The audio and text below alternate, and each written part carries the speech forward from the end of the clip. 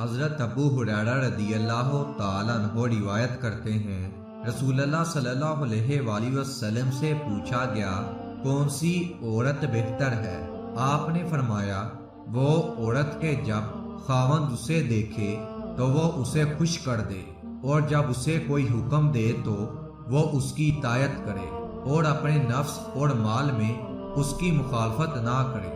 جسے وہ ناپسند کرتا ہو، ایک خاتون آئی کہ میری شادی ہو رہی ہے، میرے اوپر خاوند کا کیا حق ہے؟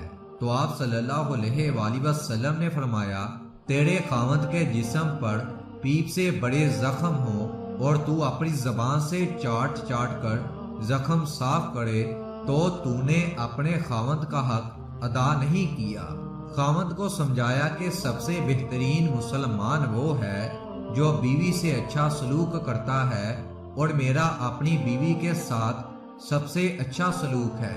آپ ہمیں معاشرت سکھا رہے ہیں۔ جب نبی کریم صلی اللہ علیہ وآلہ وسلم نے عورت سے متعلق تعلیمات فرمائی تو آپ کے صحابہ کرام نے ان پر عمل کرنے کا حق ادا کر دیا۔ چنانچہ حضرت عمر رضی اللہ تعالیٰ عنہ اپنی طبیعت کی وجہ سے تو سخت مزاج تھے، مگر اہل خانہ کے ساتھ بہت محبت پیار سے رہتے تھے۔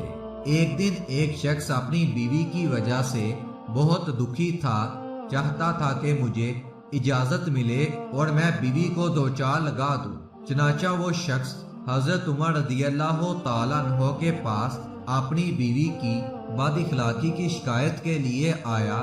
حضرت عمر رضی اللہ تعالیٰ عنہ نے اس کی بات سنی اور فرمایا دیکھو یہ میری بیوی ہے، یہ میرے لیے کھانا پکانے والی خانسما کی ماند ہے، میرے لیے روٹی بناتی ہے، میرے کپڑے دھونے والی دوبن ہے، میرے بچوں کو دودھ پلانے والی ہے اور میرے دل کو سکون دیتی ہے۔ میں اس کی وجہ سے حرام کاموں سے بچ جاتا ہوں، اسی لیے ان سے درگزر کیا کرو۔ حضرت انس رضی اللہ تعالیٰ عنہ کہتے ہیں کہ رسول اللہ صلی اللہ علیہ وآلہ وسلم نے فرمایا جس عورت نے اپنی پاکی کے دنوں میں پابندی کے ساتھ پانچوں وقت کی نماز پڑھی، رمضان کے ادا اور قضا رکھے، اپنی شرمگاہ کی حفاظت کی اور اپنے خاوند کی فرمانبرداری کی تو اس عورت کے لیے یہ بشارت ہے کہ وہ جس دروازے سے چاہے جنت میں داخل ہو جائے۔ حضرت ابن عباس رضی اللہ تعالیٰ عنہ فرماتے ہیں کہ نبی کریم صلی اللہ علیہ وآلہ وسلم نے فرمایا مجھے دوزخ دکھلائی گئی تو اس میں زیادہ تر عورتیں تھیں جو کفر کرتی ہیں۔ کہا گیا یا رسول اللہ کیا وہ اللہ کے ساتھ کفر کرتی ہیں؟ آپ صلی اللہ علیہ وآلہ وسلم نے فرمایا کہ خاوند کی ناشکری کرتی ہیں اور احسان کی ناشکری کرتی ہیں۔ اگر تم عمر بھر ان میں سے کسی کے ساتھ احسان کرتے ہو، پھر تمہاری طرف سے کبھی کوئی ان کے خیال میں ناگواری کی بات ہو جائے تو فوراً کہہ اٹھے گی کہ میں نے کبھی بھی تجھ سے کوئی بلائی نہیں دیکھی۔ آپ صلی اللہ علیہ وآلہ وسلم سے پوچھا گیا یا رسول اللہ آپ کو سب سے زیادہ کس سے پیار ہے؟ تو آپ صلی اللہ علیہ وآلہ وسلم نے فرمایا عائشہ صدیقہ سے۔ پھر پوچھا گیا تو آپ صلی اللہ علیہ وآلہ وسلم نے فرمایا کہ ابو حقا مجھے عائشہ کے باپ سے زیادہ پیار ہے۔ اما عائشہ چھوٹی عمر کی تھی، آپ صلی اللہ علیہ وآلہ وسلم انہیں آٹا گوندھ کر دیتے تھے۔ جب ان کو آٹا گوندنا آ گیا پھر چھوڑ دیا، ان کو سامنے بٹھا کر لقمے بنا کر کھلاتے تھے۔ پھر حضرت عائشہ کوئی گوشت کا ٹکڑا اٹھا کر دو چار جگہ سے نوچ کر رکھ دیتی تھی تو اللہ کے نبی صلی اللہ علیہ وآلہ وسلم اس کو اٹھاتے اور حضرت عائشہ کو دکھاتے اور وہیں سے تناول فرماتے جہاں سے حضرت عائشہ نے تناول فرمایا ہوتا تھا۔ اسی طرح حضرت عائشہ ایک گلاس اٹھاتی اور اس میں سے پانی پیتی تو حضور صلی اللہ علیہ وآلہ وسلم وہی گلاس اٹھاتے اور وہیں سے پانی پیتے جہاں سے حضرت عائشہ کے ہونٹ لگے ہوتے۔ یہ سب میرے نبی کی معاشرت ہے، یہ میرے نبی کی زندگی ہے۔ گھر میں جھاڑو دیتے، اپنے کپڑے خود دھوتے، بکھری چیزوں کو خود جمع کرتے، گھر والوں کے ساتھ مل کر برتن دھوتے، صفائی کرتے، یہ میرے نبی کی خوبصورت زندگی ہے۔ نبی پاک صلی اللہ علیہ وآلہ وسلم سے پوچھا گیا کہ عورت پر سب سے پہلے کس کا حق ہے؟ تو آپ صلی اللہ علیہ وآلہ وسلم نے فرمایا اس کے خاوند کا۔ حضور صلی اللہ علیہ وآلہ وسلم ایک جہاد کے سفر سے واپس آ رہے تھے، اماں عائشہ ساتھ ہیں۔ آپ نے صحابہ سے کہا کہ آگے چلے جاؤ، وہ سارے آگے چلے گئے۔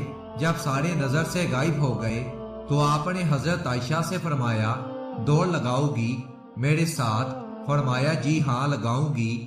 تو حضرت عائشہ فرماتی ہیں کہ میں آگے نکل گئی، اللہ کے نبی پیچھے رہ گئے۔ آپ جان بوجھ کر ہی دل جوئی کے لیے آستہ ہوئے ہوں۔ کچھ سال گزر گئے، پھر جہاد کے سفر سے واپس ہو رہی ہیں تو آپ صلی اللہ علیہ وآلہ وسلم نے صحابہ سے یہی کہا کہ آگے چلے جاؤ، پھر وہ غائب ہو گئے تو آپ صلی اللہ علیہ وآلہ وسلم نے حضرت عائشہ سے کہا کہ دوڑ لگاؤ گی؟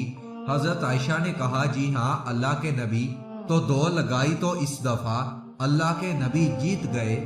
تو پھر حضور صلی اللہ علیہ وآلہ وسلم نے فرمایا تیرا میرا حصہ برابر۔ حجۃ الوداع والے سال حضرت سید بن ابی وقاص رضی اللہ تعالیٰ عنہ فرماتے ہیں کہ میں حجۃ الوداع والے سال بہت زیادہ بیمار ہو گیا تھا۔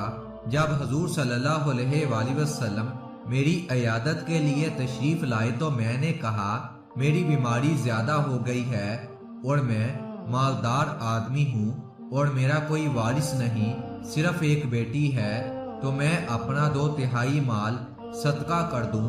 حضور صلی اللہ علیہ وآلہ وسلم نے فرمایا نہیں۔ میں نے کہا آدھا مال صدقہ کر دوں؟ حضور صلی اللہ علیہ وآلہ وسلم نے فرمایا نہیں۔ میں نے کہا 1/3 مال صدقہ کر دوں؟ آپ نے فرمایا ہاں 1/3 مال صدقہ کر دو، اور 1/3 بھی بہت ہے، تم اپنے ورثہ کو مالدار چھوڑ کر جاؤ، یہ اس سے بہتر ہے کہ تم ان کو فقیر چھوڑ کر جاؤ اور وہ لوگوں کے سامنے ہاتھ پھیلاتے پھریں، اور تم جو بھی خرچ اللہ کی رضا کے لیے کرو گے اس پر اللہ تعالیٰ کی طرف سے اجر ضرور ملے گا، حتیٰ کہ تم جو لقمہ اپنی بیوی کے منہ میں ڈالو گے اس پر بھی اجر ملے گا۔ رسول اللہ صلی اللہ علیہ وآلہ وسلم نے فرمایا اگر کوئی مرد اپنی عورت کو ہم بستر ہونے کے لیے بلائے اور وہ انکار کر دے اور پھر شوہر اس انکار کی وجہ سے رات بھر غصے کی حالت میں رہے تو فرشتے اس عورت پر صبح تک لعنت بھیجتے رہتے ہیں۔